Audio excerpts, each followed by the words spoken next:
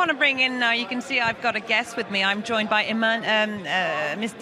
Sater, who is one of Donald Trump's closest advisors, was one of Donald Trump's closest advisors at his Trump Business Enterprises, working with him for over a decade. Thank you very much for being with us, Mr. Sater, tonight. How do you feel with Donald Trump on the brink of victory now? Extremely excited. This is one of the most exciting evenings ever, and I'm just so happy to be part of it and to celebrate here.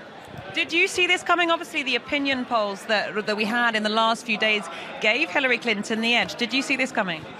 Well, actually, we saw it coming, and I think the whole country saw it coming for many, many months. It's a well-known and accepted fact that 94% of the media was pro-Hillary, going back to sharing debate questions with Wolf Blitzer and things of that nature. So it was skewed against him anyway, but the population wanted the country to be strong again.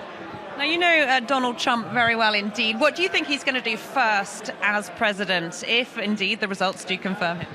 I think he's going to make sure that the country starts rebuilding, bringing back jobs, increasing production in this country, and making sure that America's great again. Now, he's billed as a candidate who's set to bring about change. What will he change? What will he do differently? Well, I think very simply, he's going to motivate business. He's going to incentivize growth here so that jobs can be created here. The numbers that everybody discusses about cuts and taxes and what will happen and what will be the benefit or negative, very simply, you get 10 million more people working and paying taxes, and things will take care of themselves. Now, it could be a tricky transition, couldn't it? The country's very divided. Donald Trump has never held public office in Washington. Do you think there could be a tricky transition? No, not at all. We elected Barack Obama, who had approximately 12 minutes of experience before he became president. He was a junior senator for all of a very short period of time. The country's very strong. The country has a way of building. And we've had Republicans, we've had Democrats, we've had career politicians, we've had all sorts of people in the White House, and for the most part, it's become a stronger country with every one of their contributions. In terms of his new team, now I know you're on the business side rather than to do with the Trump campaign. What do you expect to see in his new team going forward?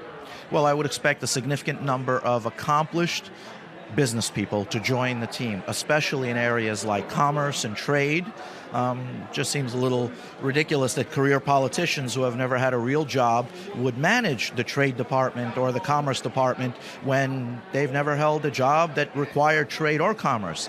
And Mr. Trump is going to bring in some very, very accomplished people in the business world who understand trade, who understand balance of trade, who understand how to stimulate, how to build companies, how to create jobs. How big a shake-up of this, how big a revolution is this in American politics for you? Actually, I think probably the bigger the better, because I think the country has spoken. They are tired of the atrophy. They are tired of a political system that's divided between two groups where nothing gets done. Zero. They block each other, and it's only based on if they say yes, then let's say no. If they say white, let's say black. It's ridiculous. And at this point, the country needs a revolution. It needs to get shaken out of the atrophy that the politicians have dragged us into.